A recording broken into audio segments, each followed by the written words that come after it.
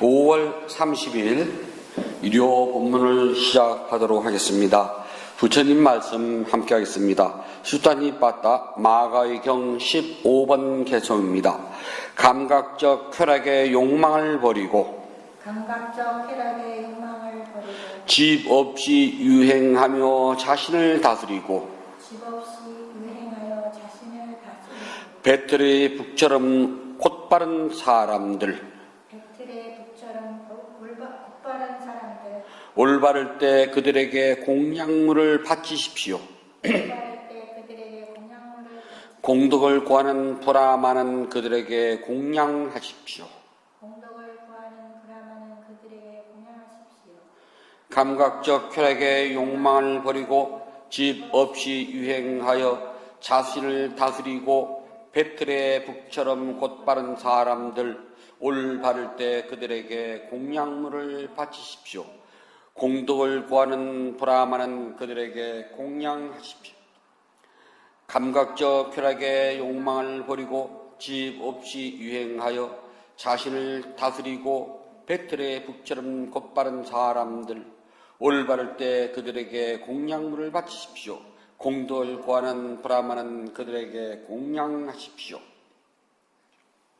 비난주세요. 장마도 아닌데 날씨가 0.3일씩 비가 오고 또 비가 오고 나면 또 서늘하게 춥고 그러네요. 내일 모레가 이제 하지가 얼마 안 남았는데요. 이제 망종 단오가 다음 달 되잖아요.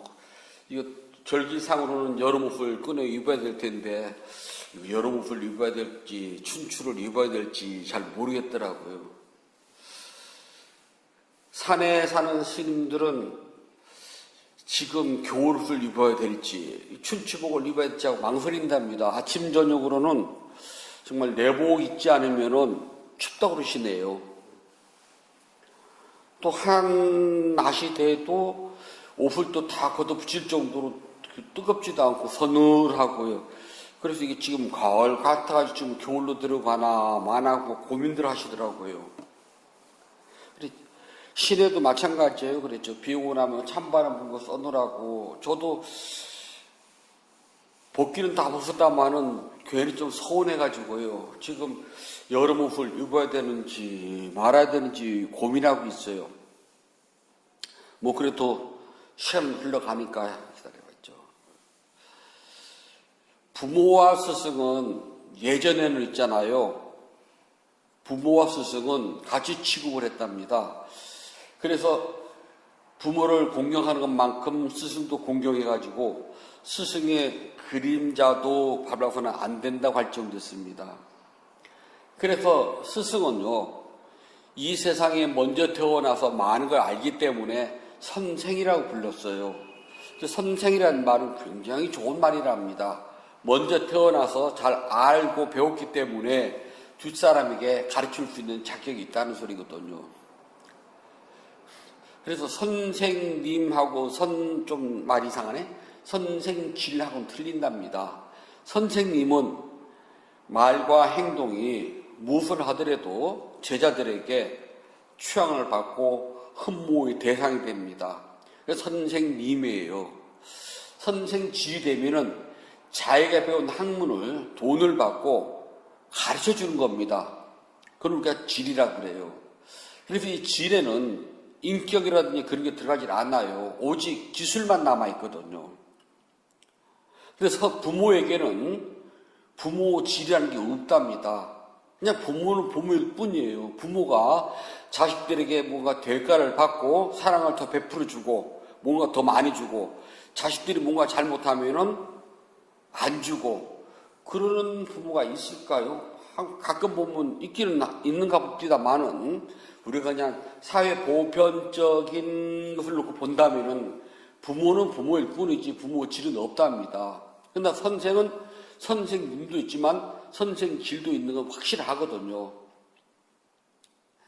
요즘은 많이 줄었다마는 예전에는 아이들이 때가 돼가지고 학부형들이 찾아갔어요. 선생님에게 촌지를 주지 않으면 내 아이가 불이익을 당할까봐 굉장히 걱정들 하고, 그래서 주기적으로 가서 인사도 드리고 뭐라도 슬쩍슬쩍 하는 것이 또 예의라고 그랬잖아요.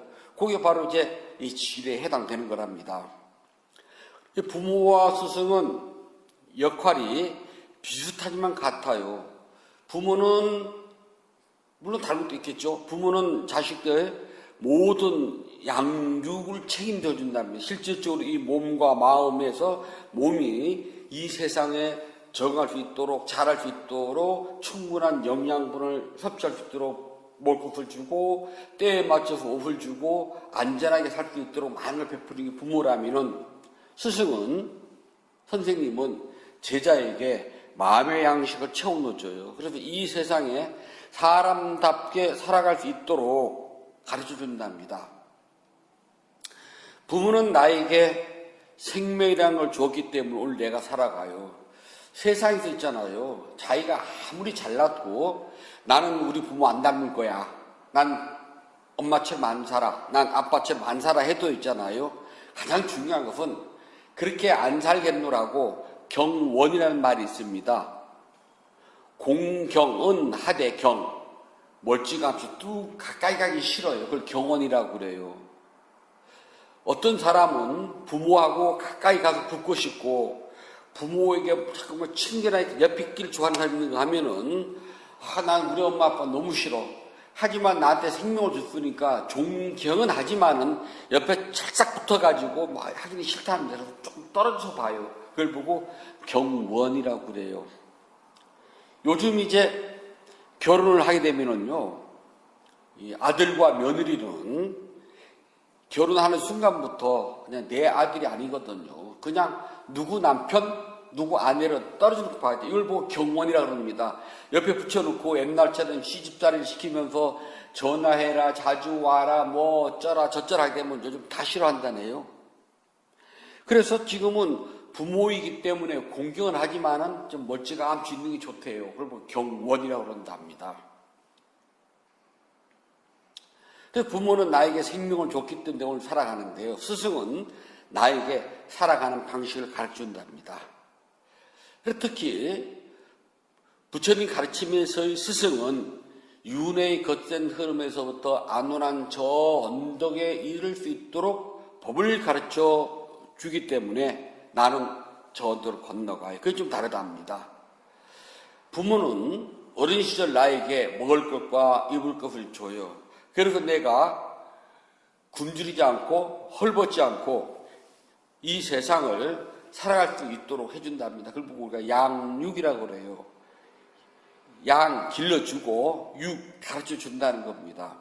그러니까 부모는 나에게 일단 기본적으로 먹여주고 있잖아요. 그 다음에 안 되라는 말로 해가지고 안 되는 것, 위험한 것을 가르쳐 줘요. 그래서 어렸을 때 부모님들이 제일 많이 쓰는 말이 안 되라는 말이랍니다. 위험해, 안 돼, 안 돼. 안 돼 속에서는 그것을 우리가 한 10,000번 정도 들으면은 저거 하면 위험한 거야. 그래서 피하게 된답니다. 그래서 살아가는 법을 좀 배워요. 스승은 나에게 바른 법을 최소한 우리가 도덕교육을 통해서 있잖아요. 이 세상에서 저지르면 안 되는 행위들을 가르쳐주는 게 스승이거든요. 기술도 가르쳐 주지만은 같은 기술이라도 그렇게 하면은 안 된다는 것을 가르치는 것도 스승이에요. 그래서 스승은, 특히 불법에서 스승은 내가 깨달음을 성취해가지고 윤회의 세계에서 벗어날 수 있도록 힘써 가르쳐주는 역할을 한답니다. 부모들은요, 자식이 밥을 안 먹으면 안타까워해가지고 일부러 먹이려고 그래요. 어떤 아이들은 보면 엄마들이 밥그릇 들고 쫓아다니면서 먹이잖아요. 아이들이 옷이 들어오면은 엄마들은 있잖아요. 제발 좀 벗어라. 네가 빠니? 그러면서 벗겨서 깨끗한 옷으로 갈아입혀 주십니다. 부모는 적극적이에요. 밥을 안 먹으면은 쫓아다니면서 먹여주고 옷이 들어오면은 잔소리를 해가지고서 옷을 저히 갈아입혀줘요. 스승은요, 지리를 물었을 때 가르쳐줘요. 그런 데 있잖아요. 따라오지 않으면 스승은 버려요. 부모는 쫓아가서 먹이지만 스승은 쫓아가서 안 먹인답니다. 법을 가르쳐 주십니다. 물으면. 안 따라오면 버려요. 잘못된 법에 물이 들면은 그래서 벗어나도록 친절하게 가르치는 줍니다. 하지만 그것을 세탁하고 버리는 것은 본인에게 맡겨요. 스승이 안 해줘요. 부모는 일부러 그 옷을 벗겨서라도 그게 옷이 그게 뭐니 좀 갈아입어라. 아, 엄마 괜찮아. 그래도 야, 이놈아 좀 갈아입어. 그러면서 옷을 들고 와서 기어이 갈아입혀 줘요. 부모는요. 근데 스승은 제자가 잘못된 법에 들어가면은 가르쳐는 줘요. 그거 틀렸다 그렇게 하면 안 되라고요. 거기까지. 부모처럼 잔소리를 하고 지청구라고 그러잖아요. 지청구를 해가면서 옷을 막 일부러 억지로 갈아입혀 주지는 않습니다. 그냥 제자가 잘못된 법을 버리도록 옆에서 지켜볼 뿐이에요. 옷이 들어오면은 너 그 옷 들었거든? 갈아입어. 라고 말만 합니다. 옷을 갈아입고 세탁하는 것은 제자가 할 수 있도록 쳐다볼 뿐이에요. 그게 스승과 부모의 차이점이에요. 부모는 밥그릇을 들고 다니면서 떠먹이고 잔소리를 끊임없이 하거나 뭐 억지로 일부러라도 벗겨서라도 옷을 갈아입혀요. 근데 스승은 가르쳐만 줄 뿐 쫓아다니지는 않아요. 부모는 자식이 안타까워서 죽는 날까지 걱정을 해요. 자식 나이가 60, 70이 돼도요. 부모 눈에는요 매일같이 아기로 보여요. 그래서 다 늙은 아이들한테도 있잖아요. 부모는 잔소리를 해요. 사실 18세가 넘어가면은요 성인이거든요. 자기가 판단 다 해요. 그래서 그 판단 잘못해가지고 실패를 하고 곤란을 겪으면 그건 그 아이 탓이지 부모 탓 아니거든요. 성인이잖아요. 자기의 모든 걸 책임질 수 있는 나이거든요. 그런데도 부모는 잔소리를 해요. 하잖아요. 아이는 싫어해요. 왜? 내 스스로 이제 판단할 수 있는 능력이 있는데 왜 잔소리하냐는 내가 알아서 할 텐데. 근데 부모 보면은 아직 아득히 멀었거든요. 저거 언제 사람 되나 아시거든요. 너 언제 클래예요. 저도 어느 정도 이제 나이가 들어서 어른들 뵈러 가면은요, 잔소리만 하시거든요. 그러면 저 스님, 저 이제 어른이에요. 그러면 네 놈이 아무리 어른이라고 해도 저 나이 먹었거든요. 그러면은 내 눈에는 너 말이야 코 찔찔 흘리면 소매로 코 닦을 때밖에 기억이 안 난단다.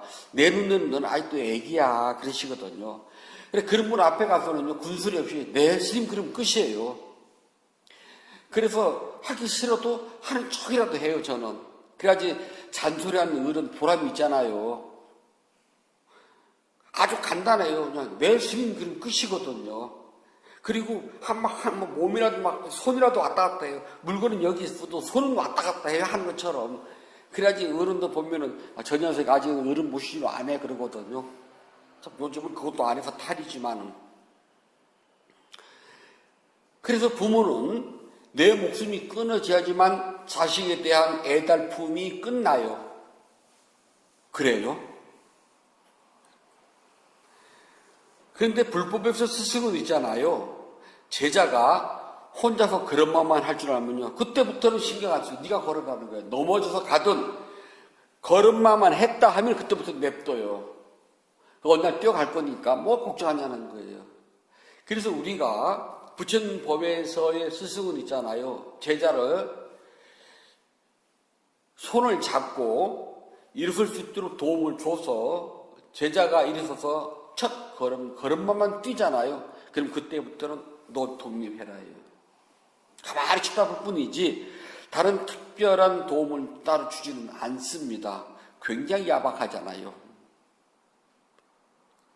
혼자 걸을 줄 아는데 뭐하러 손잡아줘요? 그때부터는 지켜만 볼 뿐이에요. 도와주지는 않습니다. 부모는 몸과 말로 있잖아요. 내 아이들에게 갖가지 친절을 다 베풉니다. 그리고 잔소리라 그래요. 예, 이것도 좀 먹어보렴. 이것도 먹어. 그럼, 엄마는 그러거든요. 아, 이놈아, 이것도 뭐야, 건강하다. 그러니까 아이가 먹기 싫어도 부득부득 먹여요. 이것도 먹어라, 저것도 먹어라.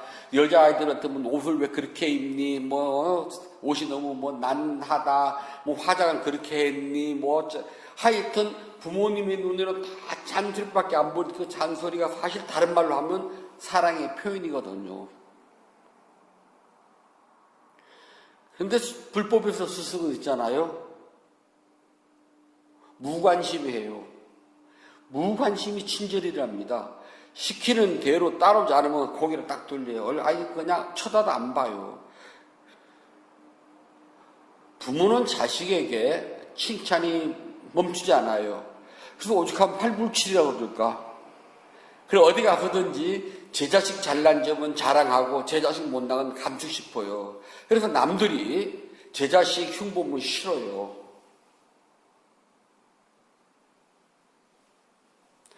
그래서 이제 저희도 어렸을 때 어른 스님들이 어디 가서 불자들 이야기할 때 그 집안의 이야기, 특히 아이들 이야기는 입도 뻥긋 하지 말아라.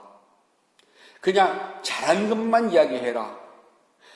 요만큼이라도 잘못하고 이야기하면은 그건 오해를 낳는다.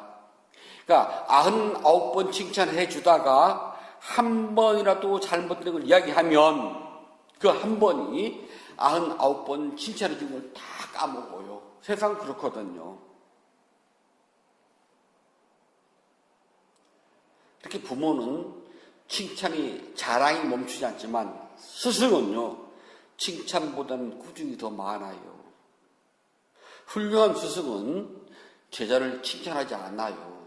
꾸중이 더 많지요. 부모는 자식의 손을 잡고 문 앞까지 데려가서요. 친절하게 부모가 문을 열어주고요.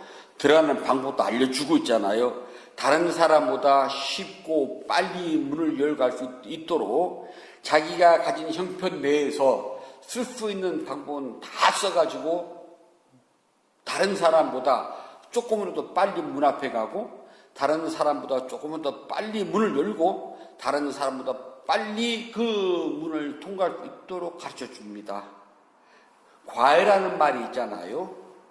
대한민국은 모든 국민은 법에 정한 바에 따라서 교육을 받아야 됩니다.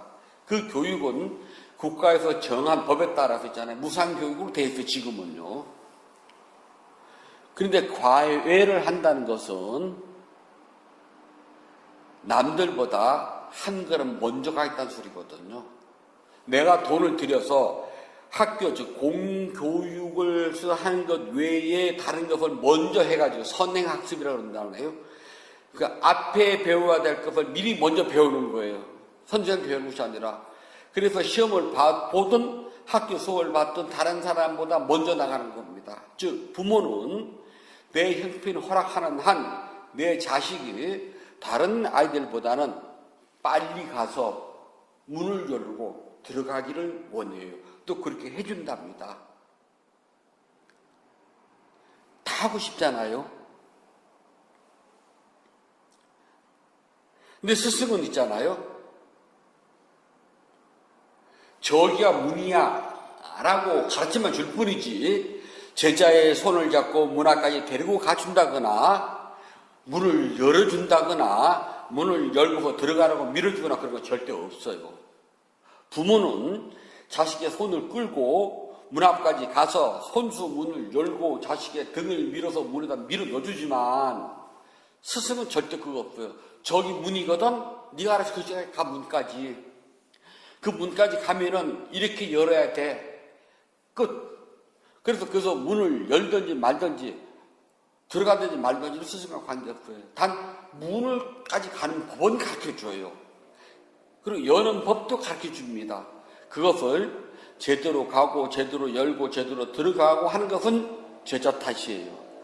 바르게 가르쳐주지만은 그 문까지 못 가는 제자도 있고 문 앞까지 갔지만은 여는 방법을 잊어버리거나 여는 방법을 가르쳤는데도 불구하고 자기 마음대로 문을 열다가 못 여는 사람도 있을 것이고요.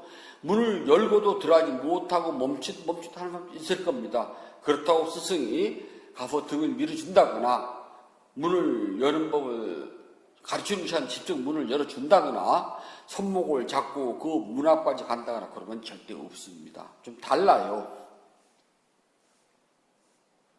얼핏 보면 스승과 부모님의 역할이 비슷하지만 속은 이렇게 다르답니다.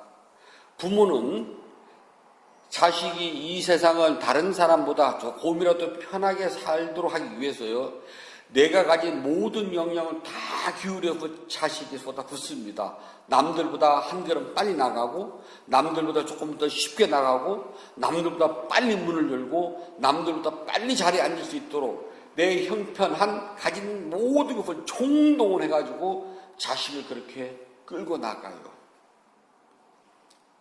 아주 그냥 애를 쓴답니다. 그래서 하는 말이 자식이 왼수라는 말까지 나왔어요. 아니 세상에 내 배 앞에서 낳은 내 자식한테도 원수라는 말 왜 쓴대요? 그만큼 내 자식에게 힘을 쏟는다는 애정의 다른 표현이랍니다. 스승은 제자에게 빨리 깨닫게 하고 쉽게 가도록 하려고 다른 방법을 사용하지 않아요. 차라리 무관심할 뿐입니다. 그게 제자를 향한 열의예요. 일부러 왜 막 수행을 안 하냐고 탁달 그러지 않아요. 그냥 하세요 할 뿐이지.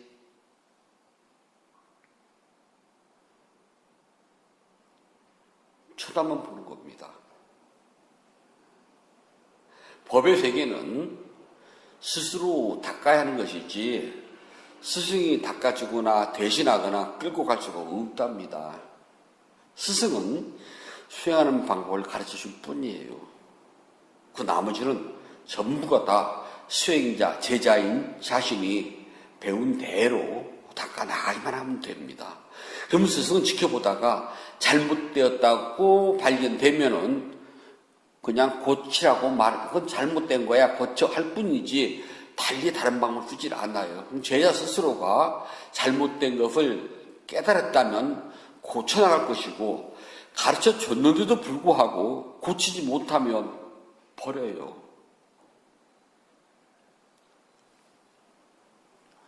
제자는 스승에게 수행에 대한 기초를 배웁니다. 이 기초가 튼실하게 세워지게 되면은, 이 기초를 제 것을 만들면은요, 기반이 있다 그래요. 싸움반이 쌈, 깃반, 기초가 갖춰졌다는 거예요. 집을 지을 때 있잖아요. 기초를 하지 않으면 집은 무너져요. 그래서 집을 지으려면은 각자 능력에 따라서 있잖아요. 돌을 잘 다듬어서 주춧돌을 놓기도 하지만은 그냥 큰 돌멩이 하나를 주초로 삼기도 해요. 그냥 돌멩이만 놓는다고 해가지고 집이 튼튼하지 않아요. 돌멩이를 놓기 위해서는 땅을 파야 된답니다. 땅을 판 다음에 거기에 예전에는 있잖아요. 돌을 깨서 거기다 다져놓고 그 위에다가 모래를 뿌려요. 그리고 물을 부면은 그 모래가 돌톱으로 스며들거든요. 그래서 다지기를 몇 번 반복을 해가지고 아주 단단하게 다져지면은 그 위에다가 주춧돌을 놔요. 그리고 그 주춧돌 위에다가 기둥을 세운답니다. 기둥을 세우기 전에 요 과정을 우리는 땅을 파서 다지고 주춧돌 놓는 이것을 보고 우리는 뭐라 하냐면 기반이 있다 그래요. 스승은 제자에게 기반을 닦도록 방법을 알려줍니다. 그래서 제자는 스승의 밑에서 아주 단단하게 기초를 닦아요. 기초를 닦아야 됩니다. 수행은 어떻게 하는지, 어떻게 앉고, 어떻게 걸으며, 어떻게 알아차려야 되고, 무엇을 해야 되는지. 흔히들 우리가 이런 말을 해요. 노라고, 쉬라는 말을 하잖아요. 그런 말 많이 합니다. 나 요즘 막 머리 아픈 일이 많아. 그럼 좀 쉬어 그러거든요.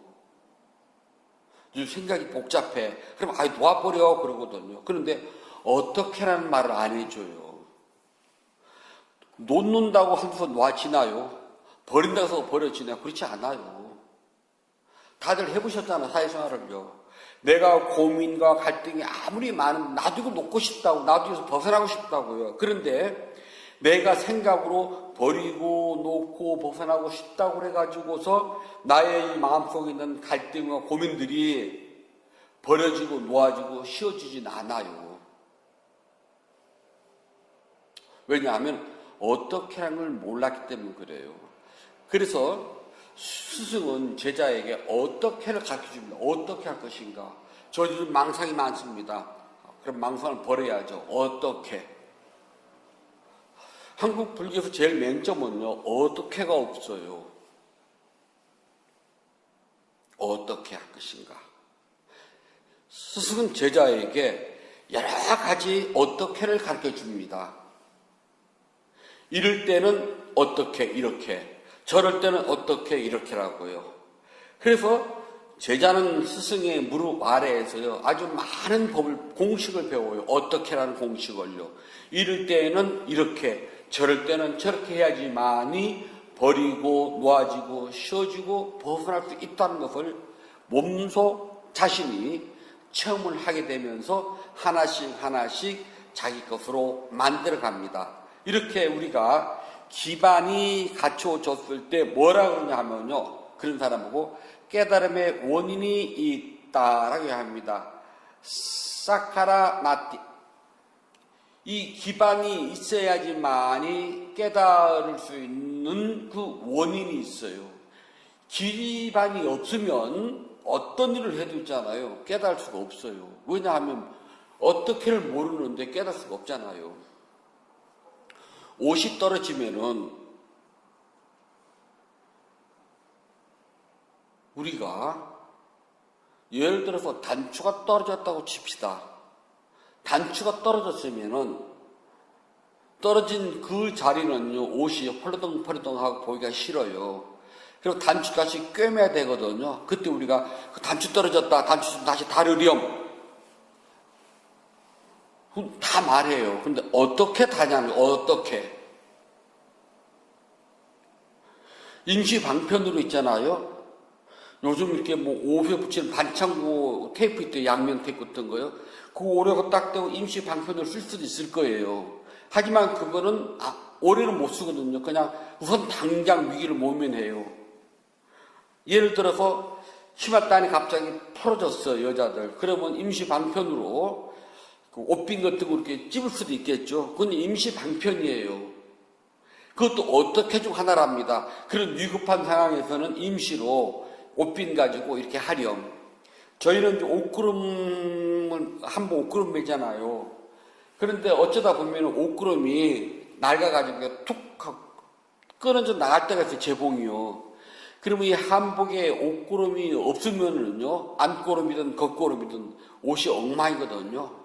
그러면 무엇이라도 해서 이 옷구름을 꿰매야 돼요. 근데 지금 제가 바깥을 돌아다니다가 갑자기 옷구름이, 특히 속구름 잘 떨어지거든요.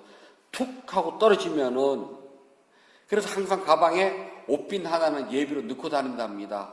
어떻게? 일단 옷빈으로 얽어매고, 그 다음에 절에 들어가서 옷빈을 풀러내고 다시 바늘로 꿰매거든요. 어떻게? 야, 너 지금 속구름 떨어진 모양이다, 옷이 해볼래요? 하네? 그 말 다 해요. 어떻게? 지금 당장. 그러면은 내가 핀을 줄 테니까 이걸로 찍어 매. 라고 할 수 있잖아요. 어떻게? 어떻게를 알아야지만이 깨달을 수 있는 원인이 생기거든요. 즉, 어떻게 알아야지 옷을 똑바로 입을 수 있는 원인이 생겼잖아요. 그런데 그냥 너 옷구름 떨어졌어, 빨리 거야, 고쳐 입어라, 그 말은 소용없어요. 어떻게? 자, 원인이 있다는 것은요, 깨달을 수 있는 조건이 생긴 겁니다. 따빠다야, 조건이 있어야 됩니다. 그래서 이 세 가지, 기반이 있다, 원인이 있다, 조건이 있다, 똑같은 말입니다, 사실은요.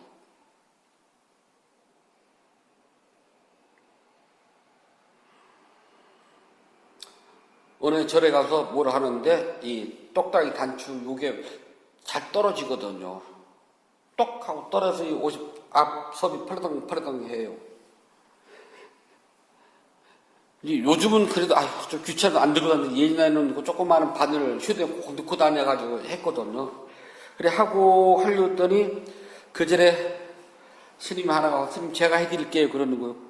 그럼 하시라고 저 쳐다보니까 밑에 해요. 저렇게 해서는 안 되는데.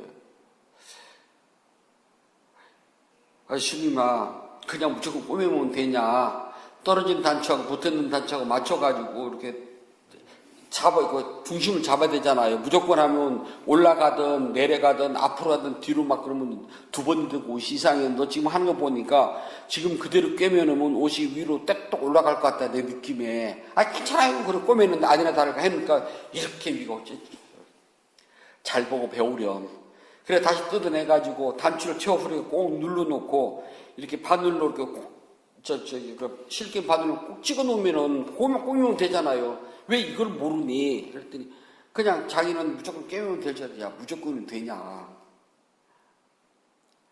그냥 우리 옷고름, 속고름 같은 거는 무조건 그냥 깨우면 되지만 단추는 안 그렇단다. 맞춰놓고 있고 위아래를 잘 봐야지만이 실수를 안 하거든. 그랬거든요. 그래서 수행도 그와 같아요. 기초가 단단해야 돼요. 기초가 단단해지면은 나머지는 다 똑같거든요. 단추가 우리 보통 4개가 달렸으면 있잖아요. 첫 단추나 마지막 단추나 꿰매는 방식은 똑같잖아요.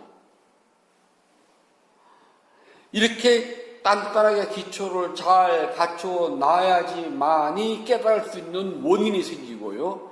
이걸로 말미암아 언제든지 깨달을 수 있는 조건이 생겨난다고 부처님께서 말씀하셨습니다. 기반이 있다, 원인이 있다, 조건이 있다. 무엇이? 전부 다 깨달음에 대해서요. 무엇이든지 그 일을 하려면은요, 먼저 합당한 조건을 갖춰야 됩니다. 조건이 없이 열정만 있다 되는 게 아니에요. 단추를 꿰매려면은 바늘하고 실이 있어야지, 바늘과 실도 없이 막 단추를 꿰매겠다고 설레발 아무리 쳐본들 가장 중요한 바늘과 실이 없으면 소용이 없어요. 기본이랍니다. 예전에 이 누비를 꿰매려면 골무가 필수예요. 골무가 없으면 이 손가락 파고 들어가거든. 다 해져요.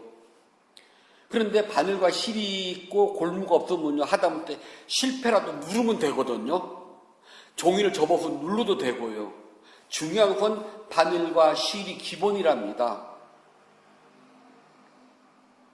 그런데 바늘과 실도 없이 열정만 가진다고 그래가지고서 일은 되지 않아요. 그래서 이걸 우리가 합당한 조건이라고 그래요.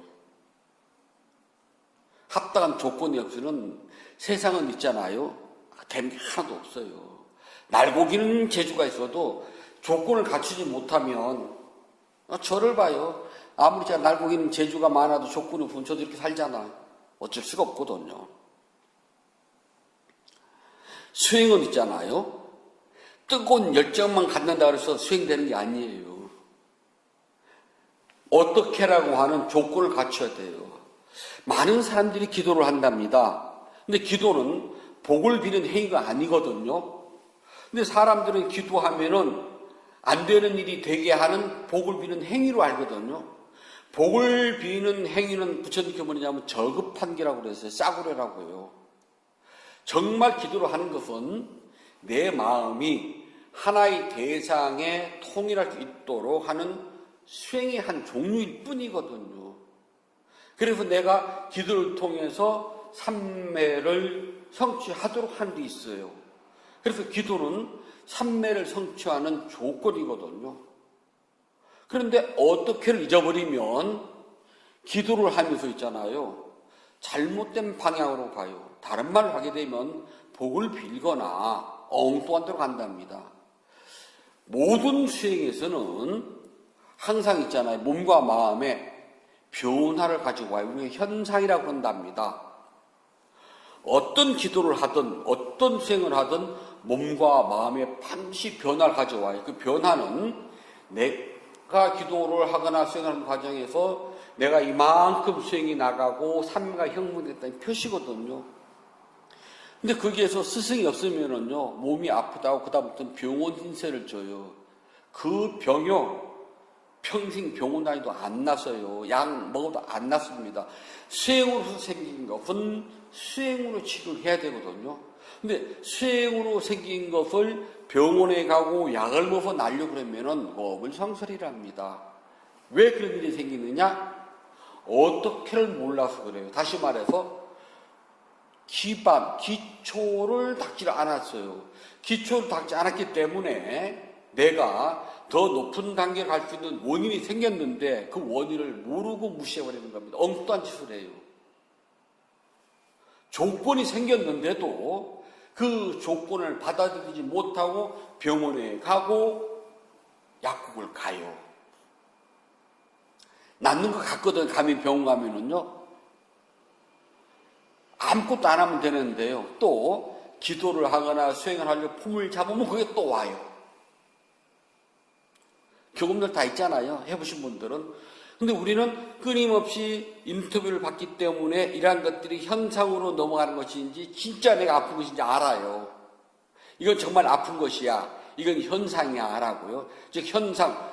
내가 기도나 수행 등을 통해서 내 몸과 마음이 현상, 즉 다시 말해서 삼매에 어느 정도 형성되었다는 표시로 끌고 나가는 것이 몸과 마음의 변화거든요. 이걸 현상이라고 그래요. 몸과 마음의 변화. 내가 지금 기도나 또는 다른 수행을 통해서 내 몸과 마음이 대상에 집중하는 힘이 좀 생겼네? 라고 하는 것을 모르기 때문에, 즉 기초가 없기 때문에 있잖아요. 그러한 더 높은 단계에 갈 수 있는 원인이 와도 원인인지를 모르고 조건이 됐는데도 조건인 줄 모르게 된다는 겁니다. 그래서 스승은 제자에게 기초를 닦아줘요. 그 다음에 원인을 알려주고 조건이 무엇이라는 것을 가르쳐준답니다. 그래서 스승에게 배운 이 기초를 중심으로 해가지고 자신이 깨달을 수 있는 원인을 만듭니다. 원인은 내가 만들어요. 그 다음에 내가 깨달을 수 있는 조건을 하나씩 만들어 나간답니다. 스승이 가르쳐준 그 길을 믿음과 정성을 가지고 열정적으로 닦고 쉼없이 계속 닦아 나가면서 거기에 공덕행 짓는 것을 빼서는, 왜냐하면 공덕행은요 깨달음의 조건이 된답니다. 수행은 깨달음의 원인이고 공덕행은 깨달음의 조건이에요. 복지치 않고 깨달음을 얻길 바란다. 이건 어불성설이에요. 기도를 하면서 내가 뭔가 성취하길 바래요. 37일 기도를 하든 49일을 하든 100일을 하든 3년을 하든 내가 기도를 하면서 무엇인가 원하는 것이 이루어지길 바란다면요 그만큼 공덕행을 지어야 되거든요. 근데 스님들이 그것도 안 가르쳐줘요. 그래서 기도비만 내면 끝난 줄 알거든요. 그게 중요한 것이 아니라 끊임없이 내가 공덕행을 쉴 새 없이 줘야 돼요. 크든 작든 귀하든 천하든 그게 중요한 것이 아니에요. 끊임없이 내가 애써 정성껏 그냥 대충 적당히 남하고 맞추어서가 아니라요. 한국 불자들은 저는 이렇게 남방 불자나 티베트 불자들을 봐왔거든요. 중국 불자들이 하고요. 그 틀린 게 뭐냐면 우리는 있잖아요. 거의 대부분 불자들이 남과 비교해서 적당히 공덕행은요. 그러면 복을 받을 때도 적당히 받을래요? 그러면 또 그건 아니잖아요. 내가 복을 받을 때도 애써 힘껏 있는 대로 다 받고 싶잖아요. 복을 나한테 만약 10개를 준다는데 적당히 그냥 2개만 주세요. 그러는 사람은 없잖아요. 복을 받을 때는 10개를 다 받고 싶어 하면서 복을 지을 때는 남들하고 비교를 해서 적당히 한 하나나 2개쯤 하고 싶거든요. 공덕행은 그렇게 하는 것이 아니라 애써 힘껏 짓는 것이랍니다. 깨달음이 성취가 됐을 때요. 나 그 깨닫는 거 다 깨닫지 않고 적당히 한 2개쯤 깨달을게요. 병원을 다니면서 치료를 합니다. 병이 다 나아갈 때요. 병 다 낫고 싶어요? 아니 적당히 한 2개쯤 남겨놓고 싶어요. 그런 사람 없잖아요. 저도 얼마 전에 이가 깨져가지고 치과에 가서 비싼 돈을 들여가지고요. 양쪽 어금니 아래 2개를요. 정말 비싼 돈을 들였답니다. 근데 이걸 가지고 있잖아요. 아니 그냥 적당히 하나만 하고 하나 놔둘래요. 그 소리 안 하거든 저도요. 하는 길에 다 해주세요 그러지. 내 능력과 형편이 닿는 한 다 하잖아요. 복도 그렇게 줘야 된답니다. 그래야지만이 깨달음의 성취가 빨라져요. 이렇게 깨달음의 성취라는 것은 공덕행과 정진이라고 하는 것이 있잖아요. 깨달음은 열심히 닦는 정진이 원인이 됩니다. 그리고 여기에 스승의 가르침이 기초가 돼요. 그래서 내가 열심히 닦는 것이 원인이고 조건이 된다면 스승의 가르침은 기초이기 때문에 스승은 소중하답니다. 부처님 법에서의 스승은 제자에게 법을 알게 하고 보게 하는 눈을 줘요. 그리고 지견이라고 그래요. 법은 알아야 되고 봐야 됩니다. 법을 모르면 볼 줄은 몰라요. 중요한 것은 먼저 알아야 돼요. 법이 무엇인지 알아야지 법을 본답니다. 아무리 우리가요 보임해도 소용없어요. 보는 눈이 있어야지만 보임이 되고 들림이 되잖아요. 그래 알아야 되거든요. 이걸 모르는 사람에게는 백날 천날 보임 들림을 이야기해줘도 그는 모르기 때문에 볼 수는 없어요. 우리는 최소한 법이 무엇인지 알아야지. 알기 때문에 법의 본질을 꿰뚫어 보지는 못할지언정 껍데기라도 볼 줄은 압니다. 보임, 들림 그렇게 해요. 알고 보기 위해서는 지혜가 필요하답니다. 부처님의 제자인 불자들은 육체의 눈을 가지고 사물의 모양과 빛깔을 보는 것이 아니라 법의 눈을 가지고 법의 본질을 꿰뚫어 본답니다. 법의 본질을 꿰뚫어 보기 위해서는 스승의 가르침이 절대적이에요. 스승과 부모의 차이점이 바로 이거랍니다. 부모는 생명을 주지만 스승은 지혜의 눈을 알려줍니다. 지혜의 눈을 뜨는 건 자신이 하는 것이지 스승이 눈 떠서 눈을 강제로 띄워주지 못해요. 자식이 눈이 이상이 생기면 부모는요 병원에 데려가서 수술을 하든 안경이라도 끼워줘가지고 세상을 바로 볼 수 있게 해준답니다. 부모님이에요. 스승은 육체의 눈이 아니라 지혜의 눈이기 때문에요. 지혜의 눈을 뜨는 법은 가르쳐는 중입니다. 기초는요. 그걸 배워서 스스로 눈을 뜨기 위해서 노력을 합니다. 그걸 수행이라고 그래요.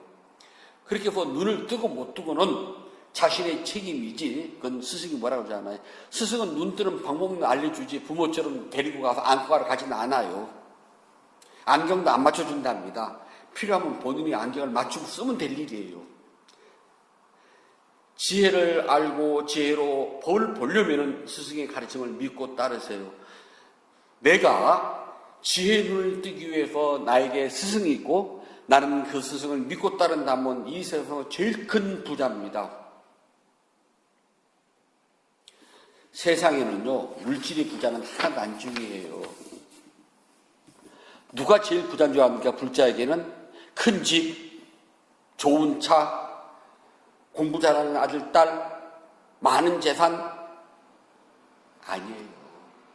스님들은 절이 큰 절 주지 신도 많은 절 주지 아니에요.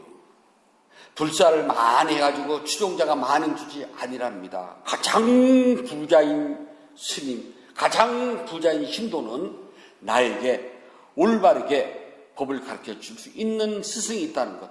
그 스승은 내가 100% 믿고 그 스승에게 몸과 마음을 다 바쳐서 따라갈 수가 있고 그 스승 앞에서는 아주 즐겁게 목숨조차 법을 위해서 벌 수가 있다면 그가 제일 부자고 그가 제일 행복한 사람이랍니다. 부처님께서 말씀해 주셨습니다. 수다니빠따 마가이경 16번 개성입니다. 달이 라후의 장애를 벗어나듯 감각기관을 잘 다스려 탐욕을 떠난 사람들, 올바를 때 그들에게 공양물을 바치십시오. 공덕을 구하는 브라마는 그들에게 공양하십시오. 달이 라후의 장애를 벗어나듯 감각기관을 잘 다스려 탐욕을 떠난 사람들, 올바를 때 그들에게 공양물을 바치십시오. 공덕을 구하는 브라마는 그들에게 공양하십시오. 달이 라후의 장애를 벗어나듯 감각기관을 잘 다스려 탐욕을 떠난 사람들, 올바를 때 그들에게 공양물을 바치십시오. 공덕을 구하는 브라마는 그들에게 공양하십시오. 5월 30일 일요 본문을 마치도록 하겠습니다.